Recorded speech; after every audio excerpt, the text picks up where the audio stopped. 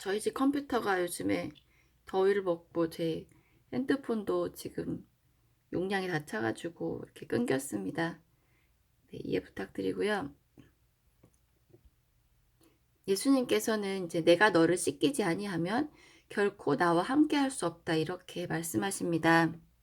예, 다른 번역본에 보면은 여기 보시면은 어, 나와 아무 상관이 없느니라, 그리고 내 몫을 얻지 못할 것이다, 그리고 함께 아무런 몫도 나누어 받지 못한다, 또 나와 함께 하지 못한다, 나와 교제하지 못한다.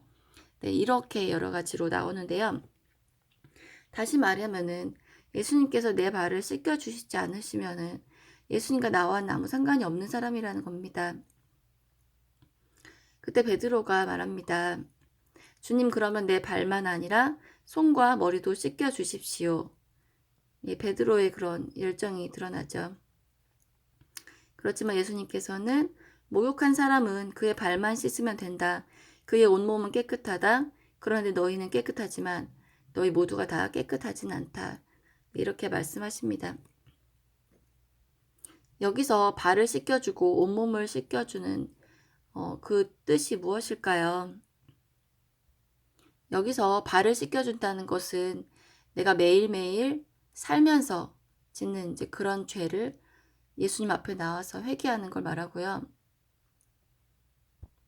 그리고 목욕을 한다는 것은 예수님을 구세주로, 예수님을 나의 주인으로 받아들이면서 나의 원죄, 그리고 나의 이전에 지었던 모든 죄성들, 내가 전에 누리고 살던 그런 나의 죄성들을 이제 포기하고 내가 주님을 주인으로, 내 인생의 주인으로 모시고 살아가기로 결단하는 그런 회개의 그런 씻음입니다. 그러니까 온몸을 한번 씻은 사람은 더 이상 씻을 필요가 없다는 말씀이시죠. 즉 다시 말하면은 구원의 확신을 한번 가진 사람, 주님을 만남으로써 그 죄가 용서받은 사람은 다시 씻을 필요는 없다는 말씀이십니다. 이 말씀을 통하여서 예수님께서도 너희가 한번 구원받은 것은 취소되는 것이 아니다라고 말씀을 하고 계신 것입니다. 그렇다면 발을 씻어주신다는 것은 무엇일까요? 요즘 여름이라서 더워서 이렇게 맨발로 샌들만 신고 다니는데요. 그러면은 내가 아무리 깨끗한 곳을 다니려고 노력하지만 제 발에는 먼지가 묻게 됩니다. 그래서 집에 돌아오게 됐을 때는 발부터 먼저 닦아야 되는 것이죠. 이 시대의 사람들도 맨발로 다니고 그랬기 때문에 돌아다니다 보면은 아무리 내가 깨끗하게 하려고 해도 발에 먼지가 묻는 것입니다. 마찬가지로 우리가 살면서 어떻게든 내 힘으로 거룩하게 살아보려고, 죄를 안 짓고 살아보려고, 하나님 자녀답게 이렇게 살아보려고 하지만 우리 발은 더러워질 수밖에 없는 것입니다. 이게 잘 안 와닿으실 수도 있을 것 같긴 한데 저는 부끄럽지만 저의 그런 경험담을 말씀드리면은 제가 주님 앞에 깊이 기도하면서 나아가지 않을 때는 제가 죄를 짓는 사람인 줄 몰라요. 심지어는 제가 위로운 사람인 줄 알고 착각할 때도 있습니다. 그러면 어떤 현상이 나타날까요? 네, 하나님과 점점 멀어지게 됩니다. 이게 어떻게 보면 좀 오해가 될 수 있는 부분이기도 한데, 그러면 하나님께 나아가는 게 정말 내가 이렇게 맨날 잘못했다고 해야 되는 거냐, 내가 맨날 죄 짓는 걸 맨날 깨닫는 거냐, 그게 아닙니다. 정말 하나님의 임재 앞에 하나님께 기도드리면서 내 죄를 깨닫게 되면은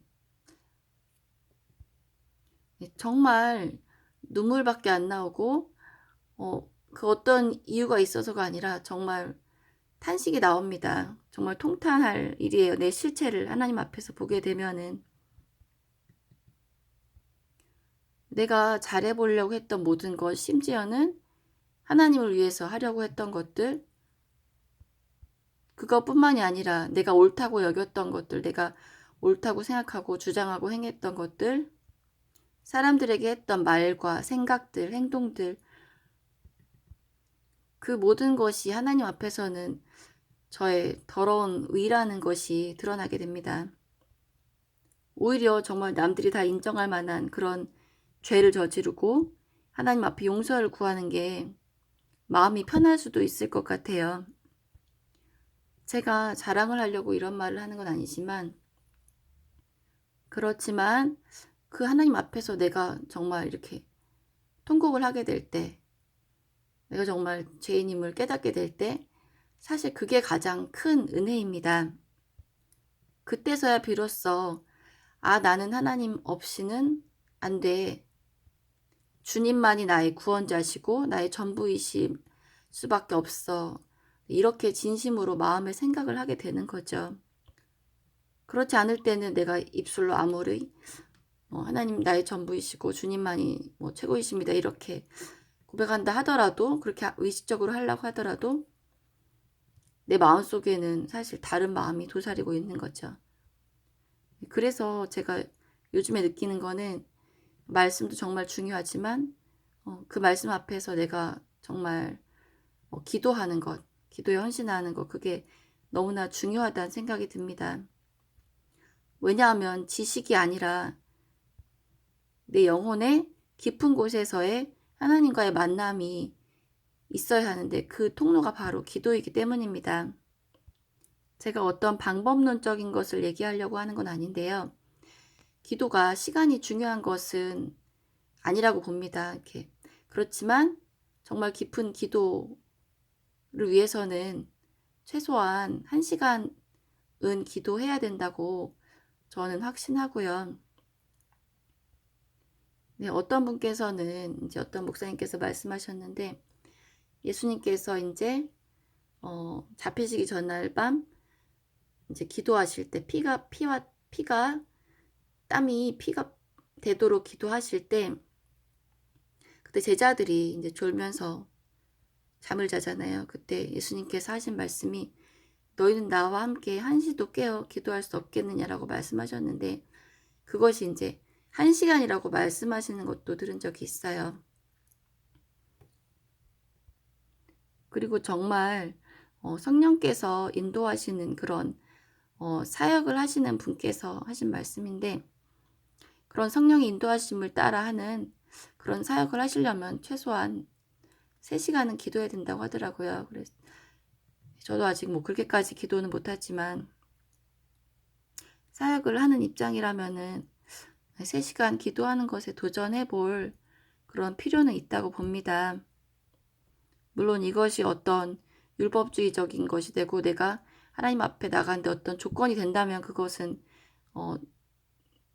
좋지 않은 거가 되겠죠. 네, 다시 본론으로 돌아와서 예수님께서 내가 너를 씻기지 아니하면 결코 나와 함께 할 수 없다 이렇게 말씀하셨는데요.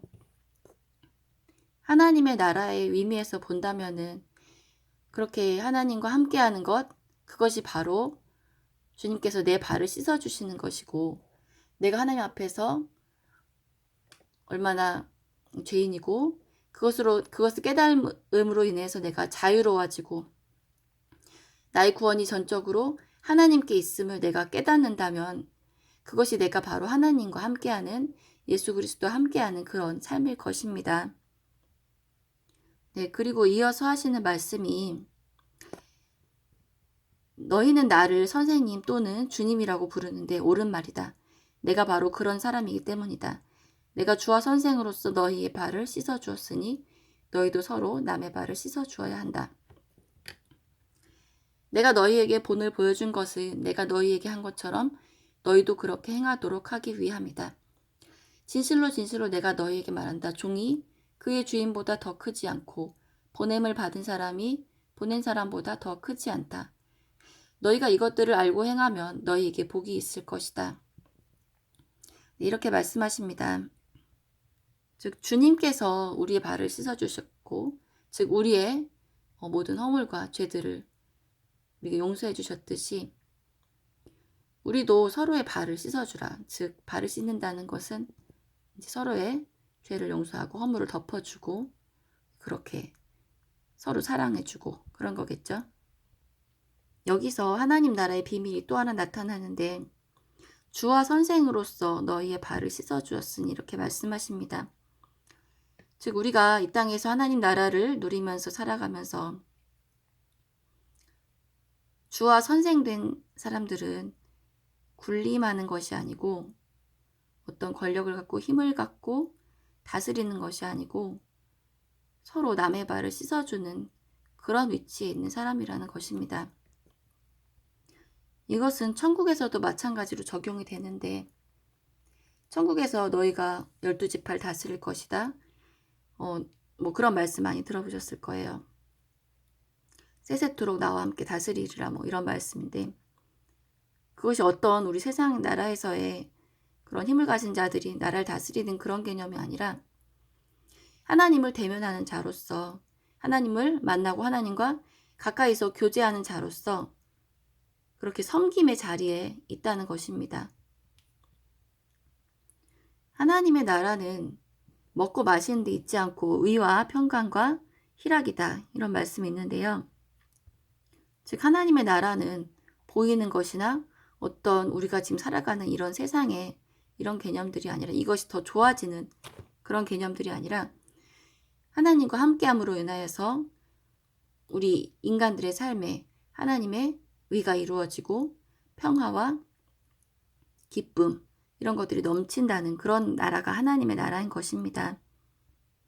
그리고 주님께서 한 가지 이제 또 경고의 말씀을 하셨는데요. 종이 그의 주인보다 더 크지 않고 보냄을 받은 사람이 보낸 사람보다 더 크지 않다.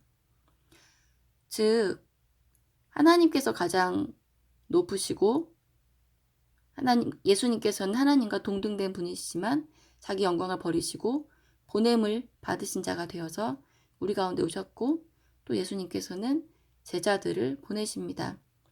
즉 보낸 사람이 더 크다는 거죠.